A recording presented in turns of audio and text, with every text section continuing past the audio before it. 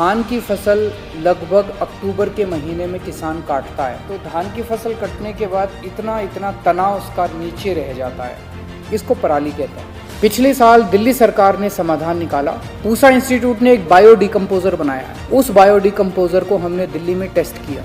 दिल्ली में 39 गाँवों में 1935 एकड़ ज़मीन के ऊपर इस बायो डिकम्पोजर का छिड़काव किया। इस बायो डिकम्पोजर का छिड़काव करने से जो डंठल है ये गल जाता है। इस डंठल को काटना नहीं पड़ता, इस डंठल को जलाना नहीं पड़ता। इसके शानदार नतीजे आए। वेबकॉस की अब रिपोर्ट आई है और 79 किसानों से बात करने के बाद उन्होंने साफ साफ अपनी रिपोर्ट में लिखा है, केंद्र सरकार की एजेंसी ने लिखा है कि बायो डिकम्पोजर का इस्तेमाल करने से दिल्ली के किसान बेहद खुश हैं।